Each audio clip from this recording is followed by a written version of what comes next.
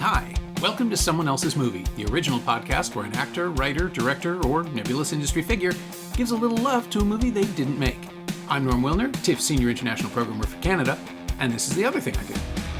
My guest this week is Steve Pink, a writer and director whose work you'll definitely know, especially if you're a fan of this podcast. We've covered both Grosse Pointe Blank and High Fidelity over the years, and it's only a matter of time before someone picks his directorial debut, Hot Tub Time Machine. And with Steve's new documentary, The Last Republican, about his friendship with Republican Congressman Adam Kinzinger, opening at New York's Film Forum this Friday, January 3rd, after a festival run that included a stop at TIFF, this seemed like a great time to have Steve on the show. Steve picked Femme Nikita, Luc Besson's super slick 1990 thriller starring Anne Pariot as a teenage junkie whose ferocity and quick thinking make her a perfect recruit for the French government's covert espionage and assassination squad, whether she wants to be part of it or not. With bucket loads of attitude and a consummate sense of style, and a cast that includes Checky Cario as Nikita's short-tempered handler, Jean-Yves Anglade as the civilian boyfriend who's entirely unaware of her situation, and Jean Reno as someone I'll describe only as Victor the Cleaner, Femme Nikita was an international smash and shifted Besson from art house darling to mainstream visionary, for better or worse. This is Someone Else's Movie. Well, when I first saw it, I was just amazed by the setup, because, she's the character played, Nikita played by, I think it's Anne Pariot. She's such this feral character. Even before I get into her character, it's just a great opening shot, right? I mean, you're rolling. It's like the reflective light on a dark road, right? And so you could be it could be the ocean. You don't know what you're flying over. It's such a great rate of speed, and then the camera tilts up, and it's totally like late '80s. I think it's 1990, but it's like a very kind of '80s punk rock vibe, right? And so it's like really great because it's like punk rock junkies like walking, down the street, blocking the road together. It's like awesome kind of 90s music or whatever, that kind of the music of the era for these kinds of movies. And then improbably one of these like heroin junkie, violent armed robber types is dragging someone just completely passed out, which almost has like a Road Warrior vibe. Like they're just dragging one of their compatriots on who's apparently passed out, like just down the street. And then there's the crazy firefight at the beginning of the movie when they're robbing a pharmacy. And I just thought that whole sequence was extraordinary, especially considering that, Anne's character, Nikita, kind of sets up as almost like a background character, right? Like she's not even in the center of the frame in the open when these punk rock gangster types, junkies, or hoodlum types are about to rob this pharmacy, right? She's kind of just the girl. And so then, at the end of the sequence, I don't know how much you give away on this show. I mean, it's kind of not too soon, right? Like a spoiler alert. Yeah. It's a 30-year-old. So 35, Jesus, almost. But like the end of the cold open is extraordinary, right? Like what she does and why she does it. And then of course that being the way into this secret world, because they've determined that she's an amoral, violent creature and she would be suited to their needs as an assassin, right? So that's just one of the greatest kind of setups for who you would choose for that, if you needed someone to be an assassin who would kill at will, and then also is disposable to them, who would you choose? And so she's kind of the perfect character. And then, I'll go on and on as we talk about how she goes, from thematically and certainly from a screenwriting perspective, she goes from the most disempowered monster, right, ever to the most kind of empowered, like sophisticated woman with a ton of agency. So her kind of thematic character arc is kind of extraordinary. And I think groundbreaking for its time, because now there's female assassins, I don't know how many there were before Femme Nikita, but that was, I think, just groundbreaking. And certainly how she goes from totally disempowered to empowered it's kind of like a fucked up My Fair Lady. Yeah, when you think very much so. And also dancing alongside that is the other great English contribution to popular culture, which is Bond, right? The question I had throughout Nikita the first time I saw it is like, is this the origin story of a Bond character, like a female James Bond, or is this the origin story of one of the villains? And the fact that the film and the performance are utterly unreadable on that level for the longest time. I mean, it's maybe 2/3 of the way through the film before she's actually faced with a real moral decision that affects her directly rather than a mission. And it's for the longest time you are wondering which way this woman is going to tip in the end, because, as you say, these movies didn't exist at the time. This is the kickoff point for decades of revisionist espionage, spy, sexy lady gun stuff that just hadn't been done before up until now. I mean, Famke Janssen's character in Goldeneye hasn't even happened yet.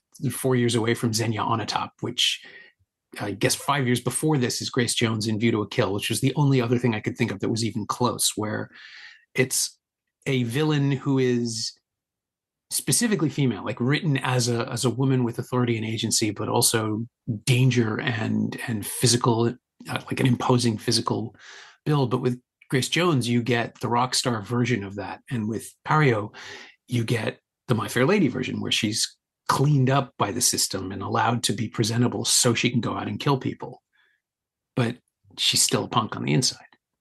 Yeah, and she has to kind of make that choice. Like there's that amazing, moment at the end of the first act where, he says the guy who hates her, the big boss, says to Chet Vicario, he says like, you have 2 weeks because and presumably they're just going to kill her if she doesn't straighten up because she's not participating in the program the way she'd like because she's such an anarchist, right? And so kind of effectively an anarchist, which is why Checky likes her, presumably. And so she has to have the intention to change, and there's that moment where she goes back to the makeup room, right? Where Jean Moreau is the woman who's going to kind of teach her like the social graces. And so she has to go back there. And then they do this like 3-year time jump, right? And the other thing I noticed about that and watching it again was that it's the first time you hear her say a coherent sentence.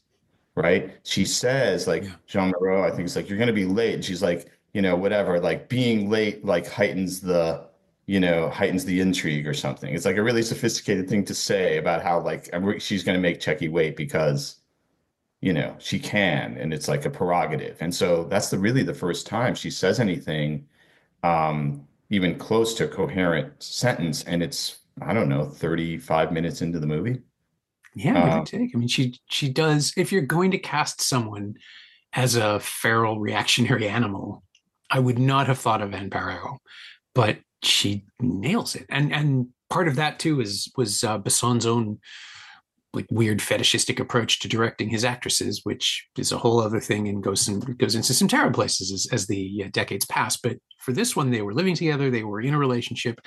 I think they had a child together already, and he wrote this. He said he wrote it for her because it wasn't her, because it was the least likely character she could play. And he just wanted to show audiences her range, or at least that's how he described it. And of course, subsequently, we would learn that all of his partners end up becoming sex dolls in his movies. But Nikita's early enough in his artistic journey, shall we say, that she actually is a real character. And you can feel the actor as well as the character pushing against the fetishizing. Like she's constantly unhappy in the tight dresses and the heels and making the best possible use of the limitations of her wardrobe, as we see over and over again. Like she's an incredible physical performer within the restrictions imposed on her by the tight skirts and the clumpy heels. Yeah, I mean, I would argue that, I mean, I don't, speaking like if you're just going to telescope into that one movie and not refer to all the other kind of, ever kind of terrible portraits of women he started doing, or just objectifying portraits, I should say, not necessarily terrible, although they are terrible in their objectification. She's actually even empowered in that way. Like it's kind of a brilliant film. The first line is she goes, "I need it," right? That's her very first line. She's talking about heroin. And then the guy says, "You're going to get it, baby," which is like, oh my God, she's this poor, kind of exploited person. And then the second time it happens, it's the cop, right, when she's being arrested, and he says something like cutie, right? He's like, hey, he's like, just calm down, cutie. And she grabs a pencil and stamps him in the hand and screams, I'm your cutie or something. So she's absolutely rebelling against the fact that she's been, exploited in terms of her sexuality, and it never happens again. The only time she's ever engaged as a lover is when she's in control and she's empowered by a kind of, desire for by Jean-Claude Arnaud. How do you say his name? Jean-Claude Oh, Anglade? I think it's Um, Jean-Hugues or Jean-Hugues Anglade. I just Jean-Yves Anglade. Thank you. I don't know why I said. I was thinking of Jean-Claude Van Damme. Jean-Yves Anglade. And so, like, she's the one who chooses him. She asks him out. He even says, "I'm not used to women asking me out." She's the one who makes the move on him. So she's even empowered in that way. So she's never objectified in that film because she's always in control um, of her body after that moment. And that's kind of an extraordinary thing that they did so that she's never even put in a situation in the movie where she has to be a honey trap or anything like that, which is so common, in the female assassin genre, That's true. right? You keep waiting for it and it never Right, happens. right. You have to be seductive in order to whatever get to the play, get access to kill someone or something, which is such a classic, thing, not only in spycraft, but certainly in movie spycraft. And so that's really interesting to me. I just think the film is kind of brilliant on that level because you know, she's the one who goes from completely, as I said, disempowered to having all the agency in the world. And the other thing I would say that I noticed, I don't know if you could get away with it now, it's probably be dependent on the actor, is she's incredibly emotional the whole time. You don't see, you're supposed to be stoic, right? As an assassin, right? You're not just supposed to show emotion. And she's always showing emotion. She shows you exactly how she feels all the time in these crisis situations. She gets scared. She gets upset.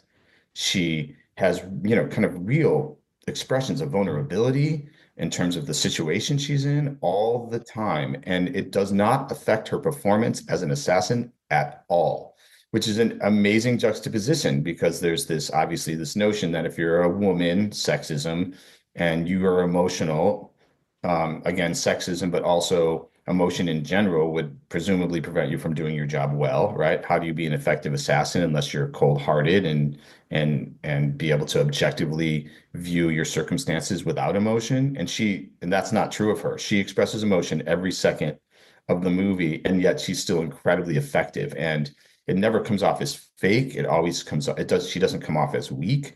And I thought that was a particularly fascinating thing to watch again. And I would love to try and pull that off because it gives her so much depth as a character because she's still really effective as an assassin.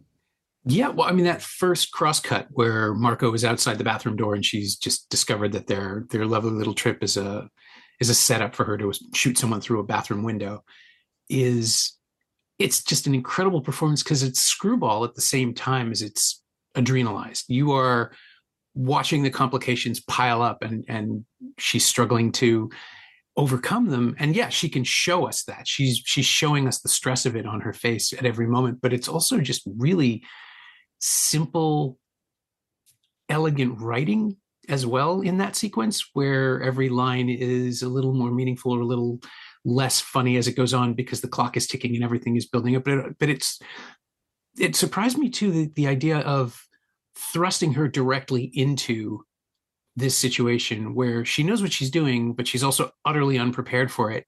Feels like every mission from that point on is still going to be a test. Like she's already had the restaurant confrontation. She's already proven her mettle. She's been doing this for a couple of years now, but she's still taken aback.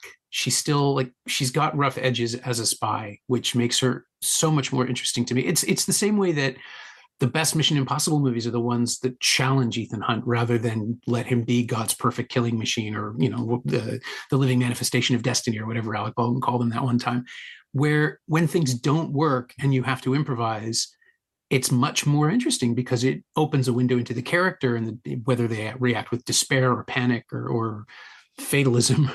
And somehow Nikita does all of those things. Like she's and that scene also sticks in my head because it's not just a perfect set piece for her, but it is the demonstration of where the love triangle is going to fall, because you keep expecting something to come up between Bob and Marco, but that's not where the movie's interests lie. Her love triangle is between her private life and her job. Like, can she actually, will she be able to decide and safely choose something? And of course, in the end, I guess this is technically a spoiler, the film finds a third way. I mean, think of that, the double life concept in movies. We did it in my first movie, but think of the countless movies that are coming out every year, whether it's like I'm a spy, but I'm also a family man. Even, like every single, they're both in drama and in comedy, Mm-hmm. this genre where you're just living a normal life, but really you have a secret life as an assassin. And so that was one of the first times, if not the first time I ever saw that dynamic where you're actually living a double life. The thing I also like about that is she's emotionally unprepared, even though she's, as an assassin, absolutely prepared to do her job. And so it catches her off guard every time, which has this, kind of beautiful naivete of her character. She's like a vulnerable living person. And, if I get into the kind of thematic aspect of that, like she only believed in death, right? She was about death. She does something incredibly violent at the beginning of the movie. She's a monster of a kind, right? There's no question. And so once she discovers that life is possible, that the world isn't so dark and corrupt, that she can enjoy, there's something she can enjoy. It keeps interfering with her desire to live and to have love and all those kinds of things, right? So every time it does interfere, she feels it, right? Because she never considered, this is my, of course, interpretation, but she never considered the possibility that she could have love and she could have life. So now that she has it and she's gained it, acquired it probably for the first time in her life, she doesn't want it interrupted, even though it's interrupted by the very thing she's been, that her whole life has been a part of, which is death. So I just find that just such a great, thematic thing that's going on with her. And then of course it's played for comedy. The other thing I would say about that is his introduction of comedy is brilliant in the movie, and her vulnerability, and introducing that tone is very, very hard, and people don't do it enough, which is another thing I love about the movie, is that, being able to, hold more than one tone in your film. Like it's hot, she does something so violent in the beginning of the movie. How are you getting laughs 5 minutes later? Like, how are you getting people to actually laugh in a really comedic way, after seeing such violence, right? And that tone shift is amazing, even though, violence continues, drama continues throughout the film. But now, Besson establishes that it can also be, funny and sweet. And I was trying to clock where that was established. And so here are the two that I noticed. So there's nothing funny about the movie at all. And it's violent and dangerous and terrible.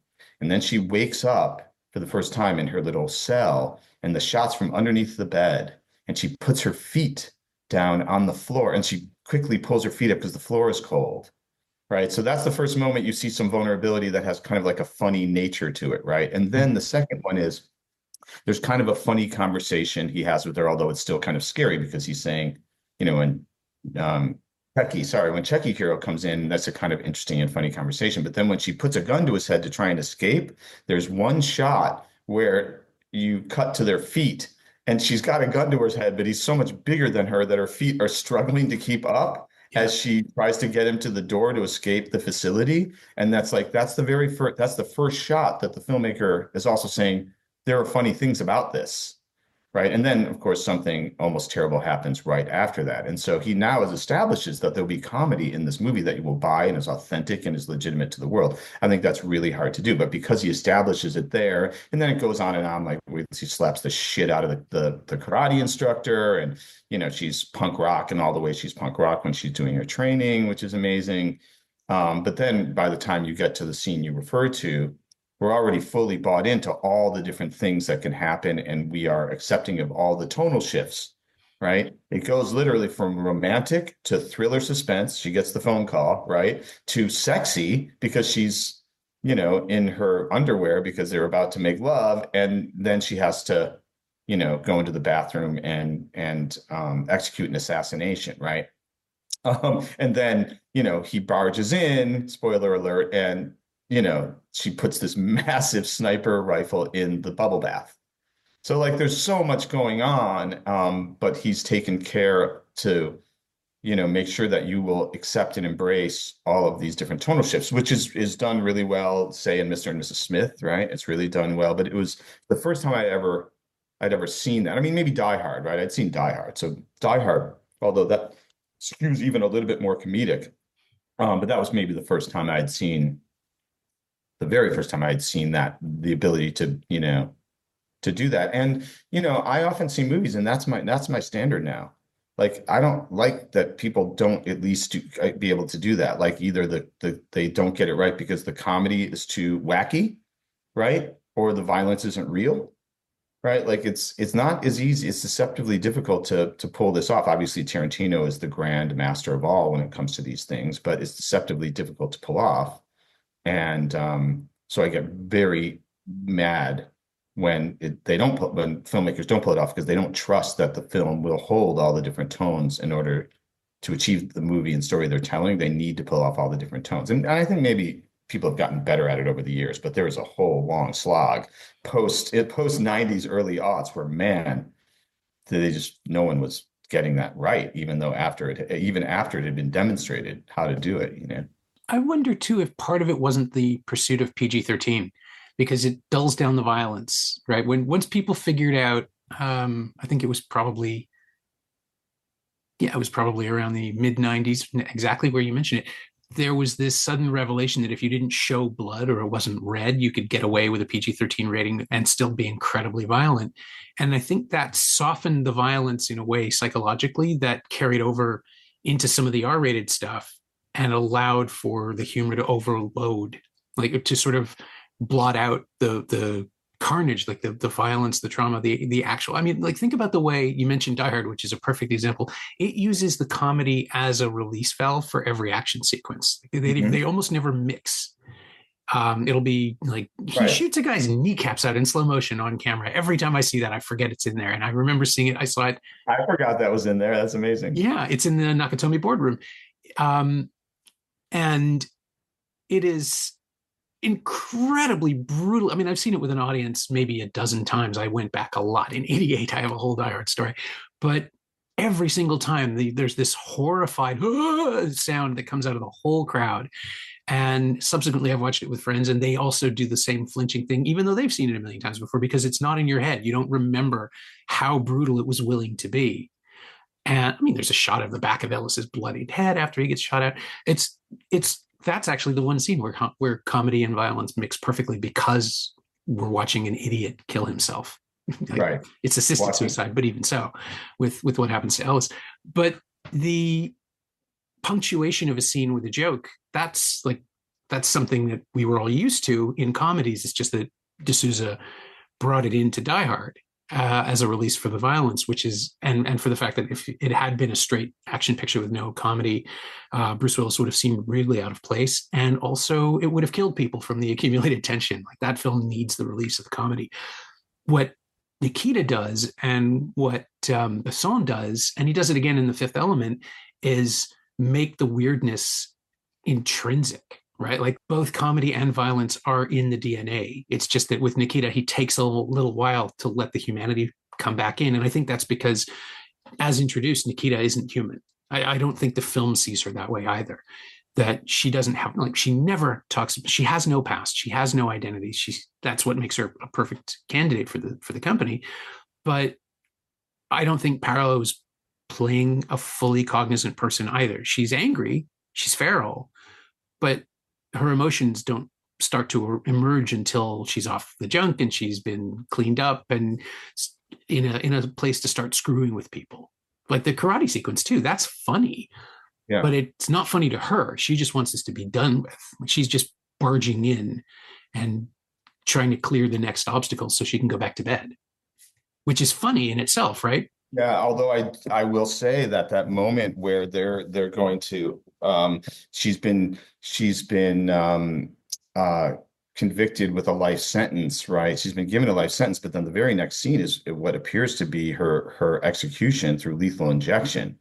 And when she's crying for her mom, it's so heartbreaking. That's true. I always forget that's in there. It's just so heartbreaking. You, of course, don't know. You're right that it's still mysterious. Like they don't. when they show her the pictures of her funeral and she doesn't, she's like, she refers to like, she like, oh, she like sees an old friend.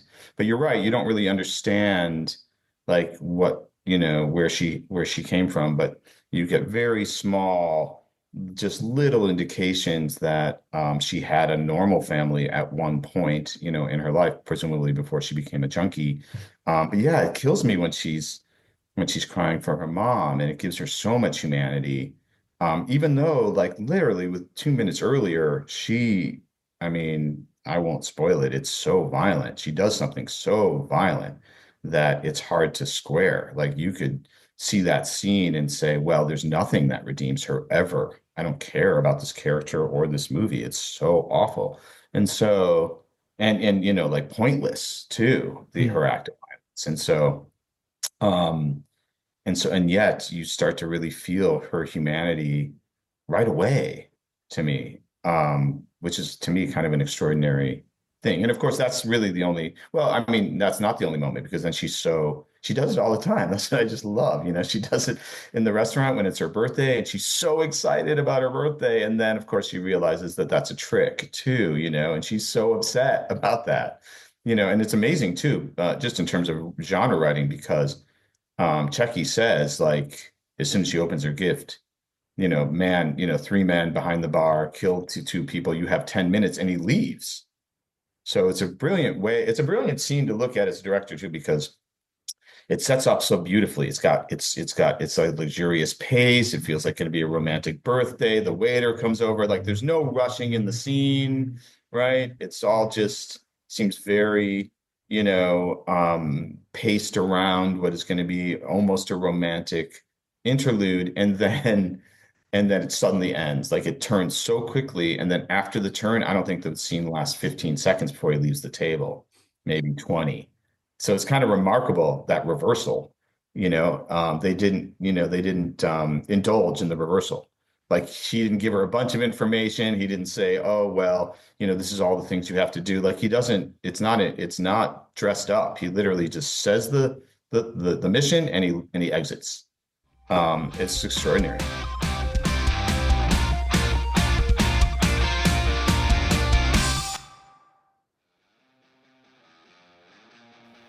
Hey, it's Norm interrupting my own show to bring you up to speed on Shiny Things, my newsletter about physical media, culture, and the odd streaming project. Last week I delivered my lists of the best discs and movies of 2024, and there was some crossover, and I'll be rolling into the new year with reviews of Conclave and the remastered special edition of David Fincher's Seven. Sign up for a 14-day free trial at shiny-things.ghost.io or find a link at the Simcast Blue Sky account. You like reading about movies? I like writing about them. Come check it out.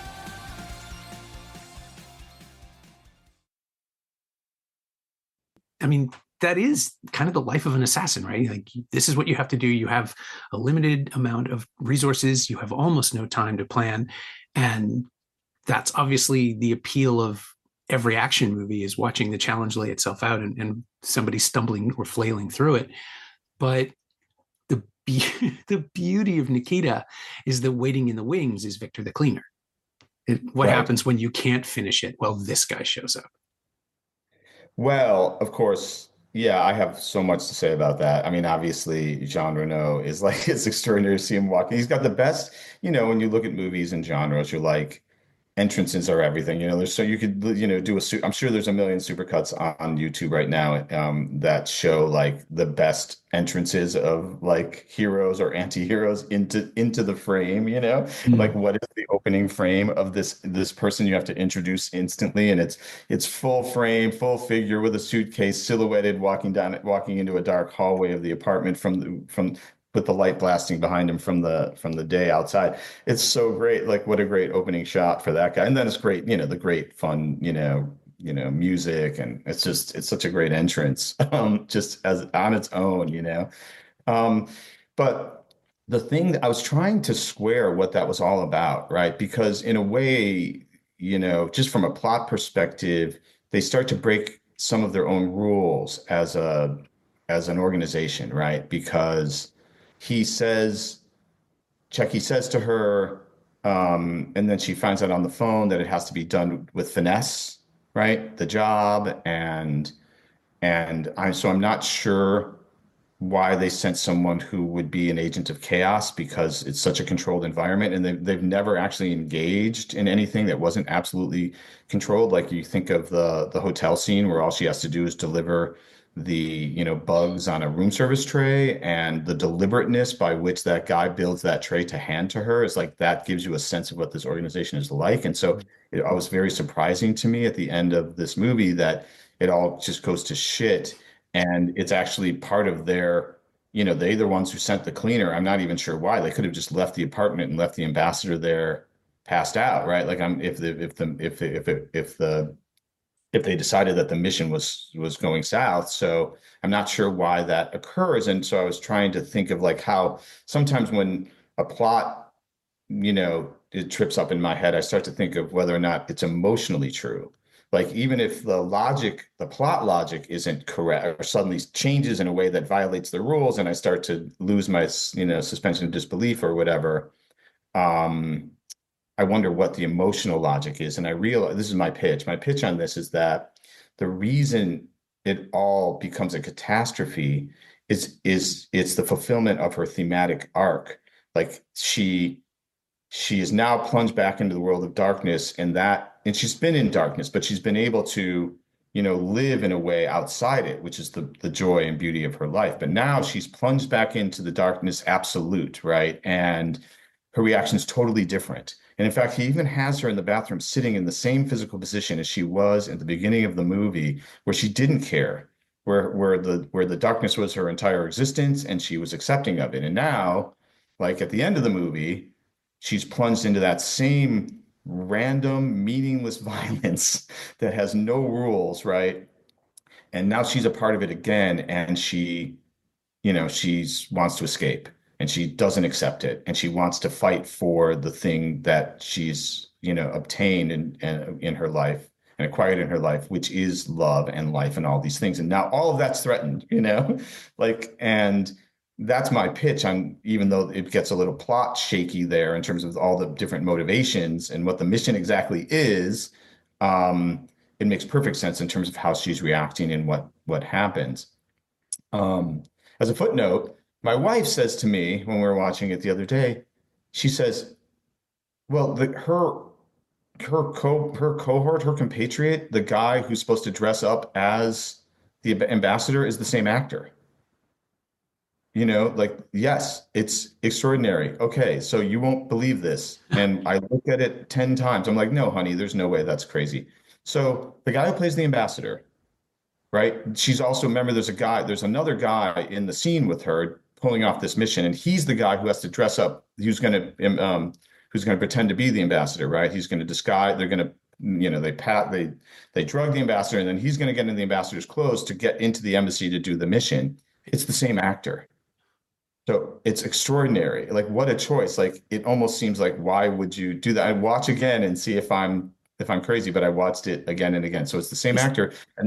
And then it turns out that actor, that poor actor, the guy who plays the ambassador, and I don't know if he was a famous actor in France, and I won't butcher his name. It's Jean something. Oh, The movie, Bouise. Jean Bouise. It's dedicated to him. Yes, it was one of his last the roles. film dedicated to Jean Bouise. So Jean Bouise plays both the ambassador and the guy who's supposed to disguise himself as the ambassador, who ends up, spoiler alert, in the bathroom. Remember, he's the one who's screaming at Jean Reno, and then he gets, Yeah, what yeah. Is his hair different? I'm just It's not. not even that different. It's just the ambassador's wearing a hat, but it's the exact same. I mean, when we get, like you can do an addendum to this podcast, say Steve Pink was wrong, but I couldn't find credits for that guy in the movie, and it looks. I mean, I just played it back like a bunch of times. I'm like, is absolutely, what's his name? Jean Bouise? Bouise, I think. Yeah, or Jean Bois? Bouise, I think. Yeah, he plays the movie that's dedicated to his memory. The character he plays both characters, and I'm like, and so yeah, that's again, you can do an addendum to this and be like, Steve's wrong. They're two different, but I don't think so. Which, if that's also true, is just another weird twist to the movie that he did that, right? Like, it's not a movie where, it's not the clumps.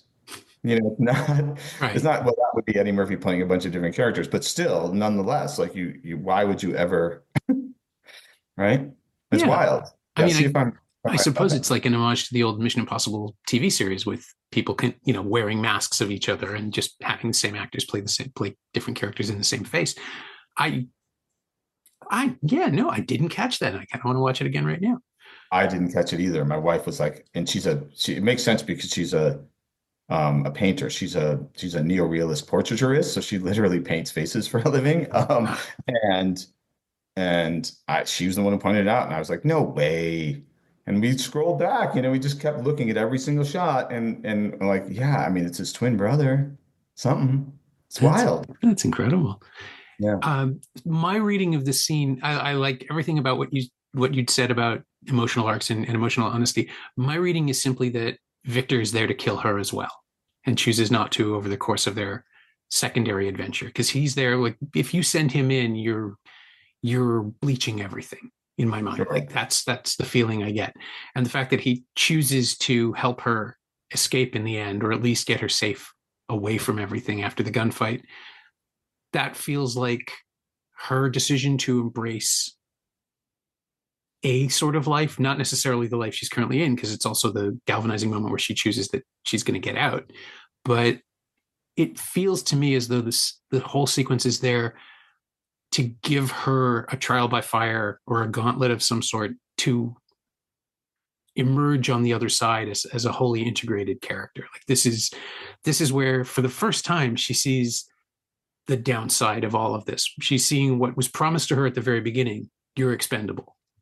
And she managed to ignore it, spend all that time completing missions, doing what was asked of her. And then it's that whole moment where, yeah, you may love your job, but your job doesn't love you back. And here we just see the most extreme expression of that. It's like, if this guy shows up, he's killing you too.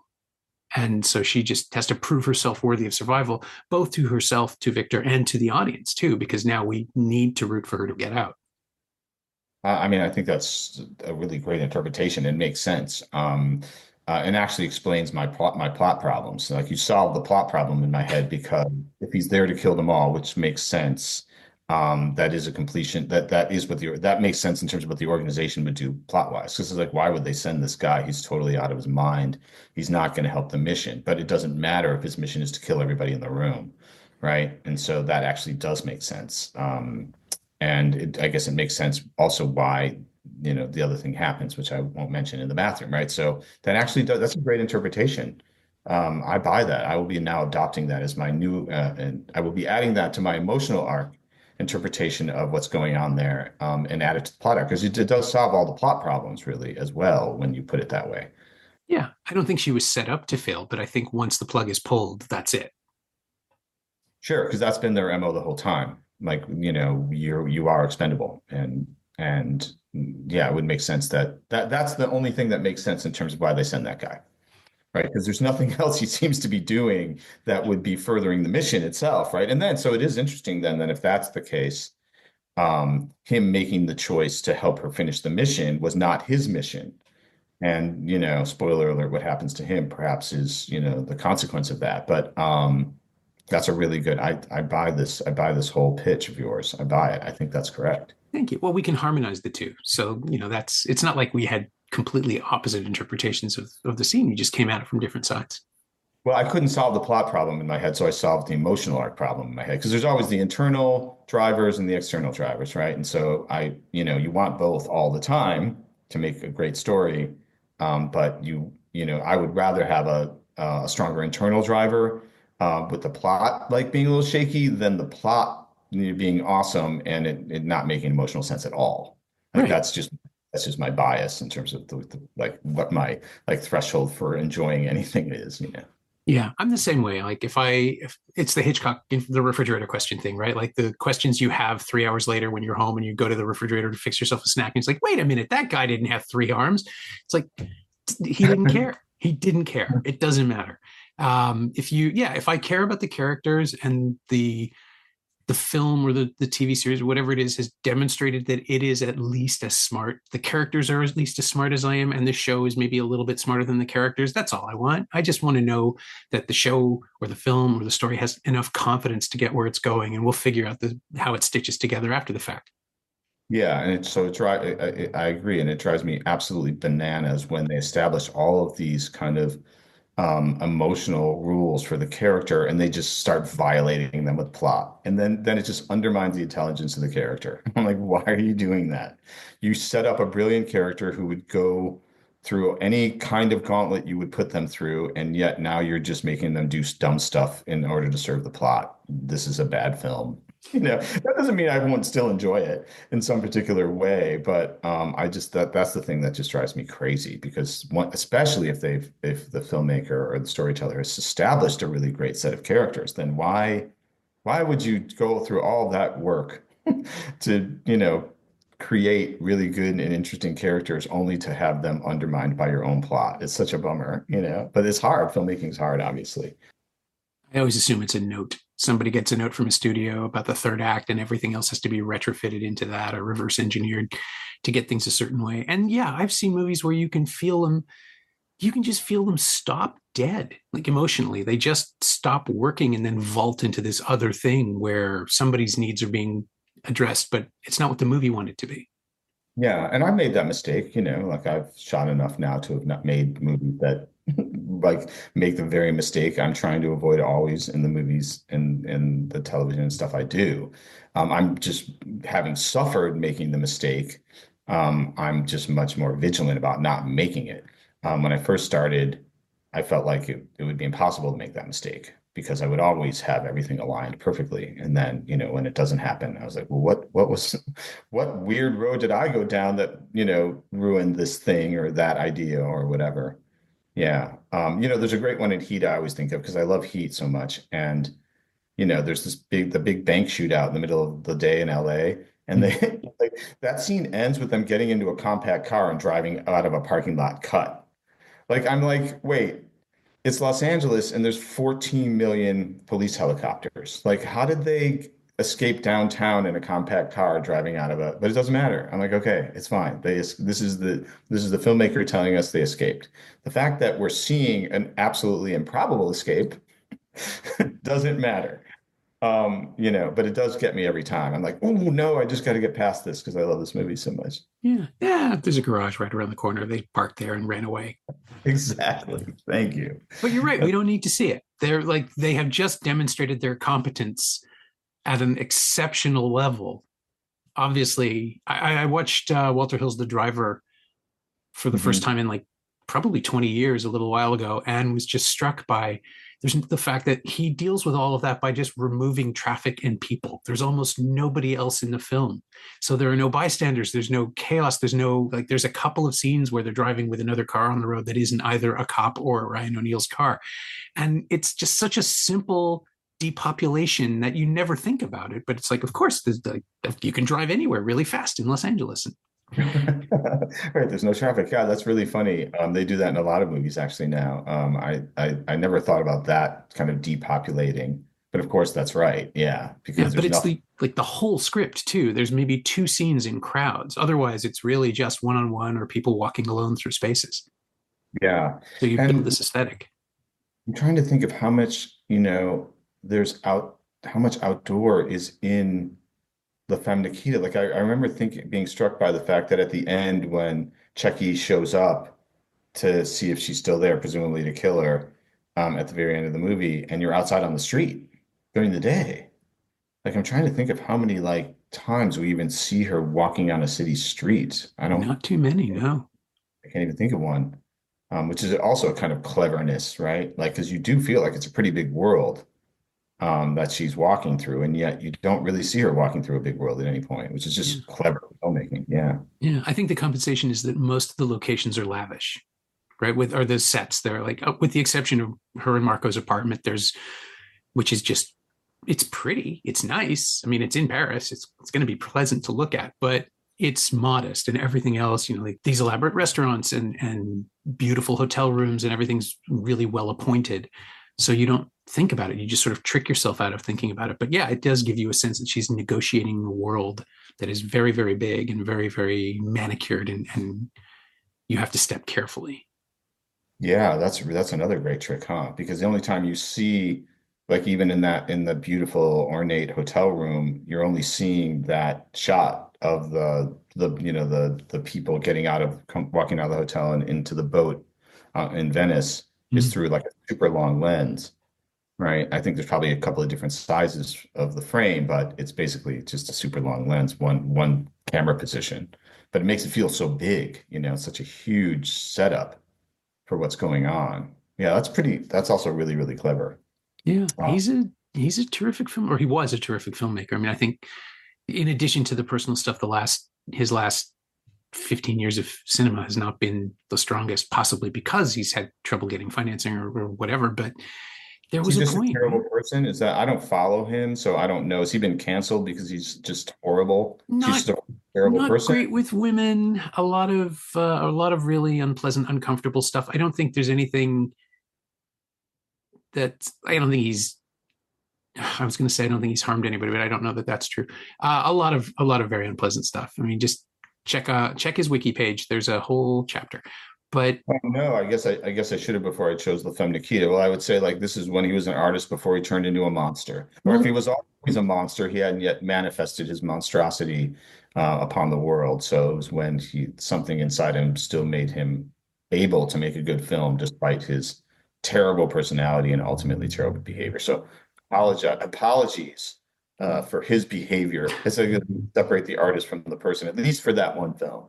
no, don't feel you have to apologize for loving a movie. I mean, that is something we run into every now and then on the show. And Scott Ackerman on Comedy Bang Bang actually came up with a perfect way to explain the disconnect, which is that his belief is that you are allowed to love anything you loved before you found out that Oh, that's sort of how art works, basically with artists. That you can go, someone can go their entire life and then be revealed as a terrible person, and it doesn't also well while it can taint the work, it also retroactively ends up tainting the contributions of the dozens or hundreds of people who worked on it. And I don't want to erase Pario's performance or the rest of the film because of things that hadn't happened yet. That's right. the problem, right? Like that's the seesaw or the tilt-a-whirl that you're always facing with any kind of um, appreciation of art made by a problematic artist. Right. Gosh, I didn't realize, but that's true. That certainly fits. Like I didn't know, and now I'm gonna have to kind of reappraise. I mean, luckily for me, I don't like his other films as much. I mean, not still not knowing that he was turning into a monster, and not following him in that way. I think that's his best film. Well, Big Blue is amazing, but I kind of feel like that's his best film by a long shot because I think he stopped doing all of the things that make that movie, probably because of On's performance, all the things that make the movie brilliant. He started to give up on those things to me. I think he did start to kind of undermine character for plot and be just kind of outrageous, or over the top for his enjoyment of whatever tone he was going for. That also completely undermined character and story. So I'm totally fine to be extremely critical of his personal life and his film and his oeuvre, and still kind of keep that, a little bit, kind of pure in my mind, or keeping the Femikita a little bit pure in my mind. I think that works. And I've been trying to figure out if that's any kind of way to pivot towards the Last Republican, where it's all about the conflict between ideals, right? Like, I mean, ultimately, within the Republican Party, not so much within the film itself, and how your work in the film is effectively to figure out if how can I put this, if the soul of a party, not if it can be saved, but if it's worth saving, I think is the debate that's going on underneath the actual conversation. Yeah, I mean, for me also, I had a healthy disregard for whether or not that party was ever saved, right? Like, like personally, I don't care whether or not there's a Republican Party or not, and its destruction makes me as happy as any other thing.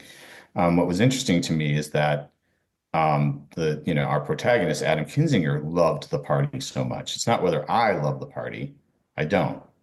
Um, he, spent in his whole life inside that world from the time he was a little kid, and he would had committed his life to it, and he had a set of truly held beliefs that drove, his actions, and those actions led him to, the decision that he had to stand up against his party in the aftermath of Jan 6 and stand against Donald Trump. And because that was the red line he wouldn't cross. And he paid the price for it, right? In the form of his, sacrificing his career, sacrificing his social circle.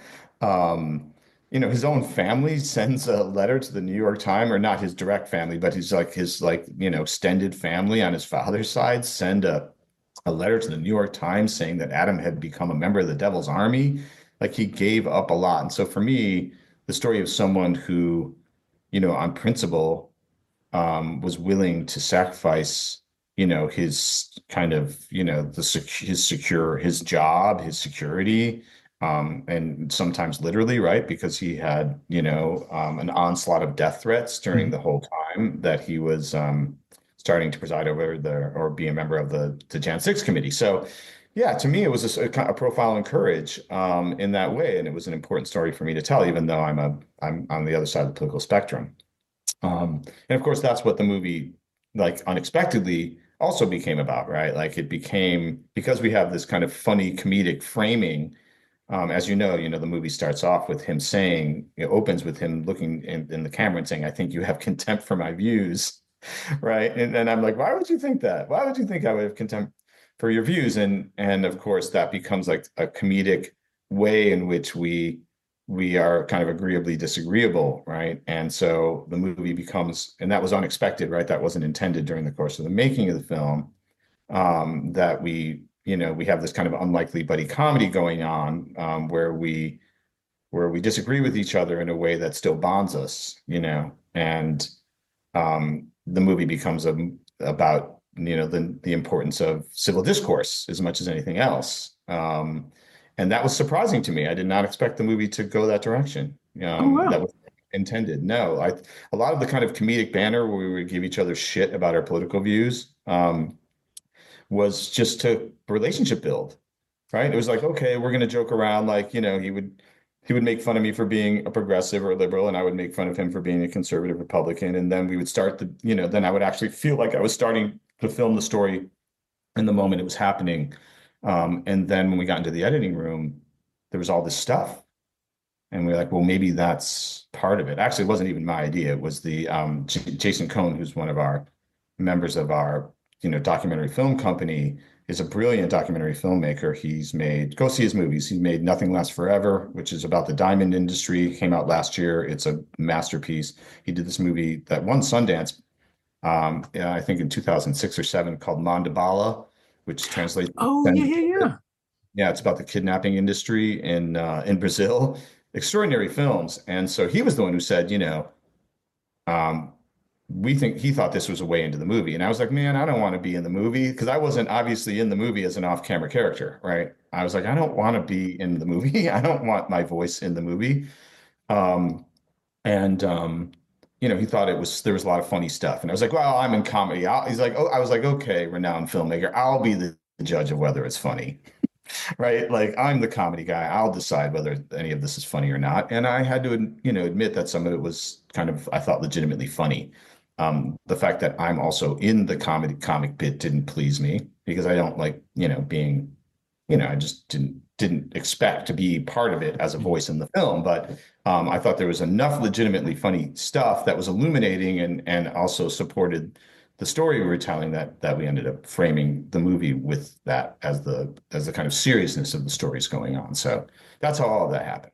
Yeah. Well, I mean, God, that is the film to me. It's like the message that it's going to be understanding and empathy that saves any government, any project, any country, because the way the other side is just chaos and what, kakistocracy, is that the term for it? Just where the worst possible people lead the government. Yeah, I just learned that word. How do you say it again? It's I think it's kakistocracy. yeah, I just learned that. That makes sense. Because that seems to be where we're at. Yeah, I mean, it's there's so much cruelty, and as a kind of component of cruelty is humorlessness, right? There's this unself-aware humorlessness that goes with cruelty, and violence of a certain kind, and obviously laughter is the opposite of that. Like laughter, humanizes people. If you are laughing with somebody, you are connected to that person in a particular way. You can't help but see their humanity in that moment. And then I think you get somewhere. Like Adam and I still are very comfortable not disagreeing about it, not disagreeing or not agreeing about anything. I mean, some things we actually, there's always like, oh, we surprisingly agree about this or that, which I didn't expect. So there's all these unexpected places where we do agree. But it's like being comfortable. There's this notion that like if you and I were to disagree, nothing can, we can't until we get past that and agree on some level, then there's nothing between us, which is nonsense, right? We can disagree in a way that even strengthens who we are to each other, and that's not happening in the world today, and or at least in our country, and it's going to destroy our country for sure, and is letting people who thrive and use cruelty as a weapon, is letting those people gain power. Which I'm not pleased about, obviously. Yeah. I'm keeping an eye on the clock, and I know we're just pushing the edge of our time, but I did want to ask, again, clumsy segue. Is there, I didn't see it obviously in The Last Republican, but is there anything of La Femme Nikita that you have borrowed or used or stolen or would like to at some point take for your own work or influence? Well, certainly having seen it again, there's so much I'm borrowing. Like I have a whole huge list of the things that I'm going to borrow, and a lot of them have to do with shots. Like I mentioned that shot where the feet almost touch the ground, like showing. I thought he did a really good job because I usually express when I'm doing comedy, it's usually I'm on the face of the person being funny, right? And he does so many shots which are indicating either a certain kind of vulnerability or funniness or comedic moment, that are just shots in the world itself. They're not even reactions of other people.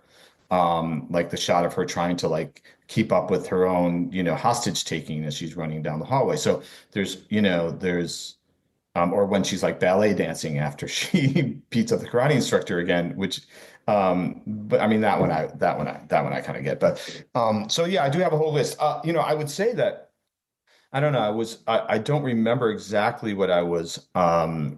If we borrowed anything for Grosse Point Blank, which we wrote like 3 years later, 4 years later, because I don't know if there's anything like strictly that we borrowed. Although it did strike me that her assassination of the boat seems similar to our assassination of the guy coming down the street with the motocross or on the BMX bike. So I don't know if I was consciously borrowing, but I did feel very confident when we were writing Grosse Point Blank that we could hold many tones. It's just like there's a ton of similarities in terms of and the studio at the time was like, please don't be like, they wanted to cut a lot of the kind of violent openings that we had in our movie. Like Johnny Cusack, kills people at the beginning of the movie. And one of those kills is not, there's nothing that recommends it. Like there's nothing about it that would create empathy for his character. And so, there's a lot of discussions about having to keep those. So I don't know. I probably, just I borrowed a confidence that what we were doing was possible. That was probably at that age what I borrowed, was just that I was confident that we knew what we were doing because you could see it effectively done in La Femme Nikita. I mean, I'm sure. And so yeah, that would be my very long answer. I think I had some specifics in there. There were some particulars, but yeah, so I would say there's plenty to borrow now in having watched it again. And I would say, in short, confidence that you can pull something like that off is what I borrowed Yeah. at the time. I would even go so far as to say that a line that always strikes me is like a certain moral flexibility. Yeah. Yeah. Kind of essential to figuring out where she ends up, which side of the line she comes down onto, which is also Martin Blank's journey. Oh yeah, for sure. And the amorality of the world, right? Like that was something, I'm sure we even subconsciously borrowed. Although I had my own very truly held beliefs about heroism, because we came out of an era, the Reagan era and all of that, where good was always associated with might and right and all that kind of stuff. Like there was no nuance. Like if violence was being done on behalf of any institution, then it was by definition good. And I was very skeptical of that notion. So I was like, actually, I would say that, violent action in the name of X is transactional. It doesn't have moral values attached to it, actually. And whether or not it's actually good for the world is dubious. And once I kind of had that in my head, I certainly identified with that when I saw the Femme Nikita. I was like, oh yeah, they understand this like intrinsically in this movie. I don't know how many people understand it, but I understand it, and know how to make light of it of a certain kind, because it's funny that even Martin Blank is like, he's going to therapy, right? Because he realizes that he's an amoral figure, he's become amoral. Like he's not connected emotionally to himself and to the world around him. And that's what's so funny. Like we really make light of the fact that he doesn't have like a moral center. And so, yeah, I mean, there's certainly that similarity, those similarities traverse both movies for sure. My thanks to Steve Pink, whose new documentary, The Last Republican, opens this Friday, January 3rd, at the Film Forum in New York. It's very good, and you should see it. Thanks also to Braden Jefferson and Sylvie DeRoche. They know what they did. You can find The Last Republican showtimes at filmforum.org, and you can find La Femme Nikita on 4K, Blu-ray, and DVD from Sony Pictures Home Entertainment, and it's also available to rent or buy on various VOD services in the US. Not streaming in Canada, though, which feels weird. You can find me on Blue Sky at Norm Wilner, and you can find this podcast there at Semcast, S-E-M-Cast, and on the web at someoneelsesmovie.com. The first year of the show is still available for just $20 at payhip.com/Semcast. That's the first 52 episodes of Someone Else's Movie, 42 of which aren't currently available anywhere else. And check out my newsletter, Shiny Things, at shiny-things.ghost.io. I think you'll enjoy it. Our theme song is by The Last Year. If you like it, or the show in general, say so. Please say so. Leave a review wherever you've been listening. Every little bit helps. It truly does. And check out the other shows on the Frequency Podcast Network while you're doing that. Stay safe. Watch movies. Wear a mask if you go out. Get the new booster as soon as you can. I'll see you next week. And Happy New Year.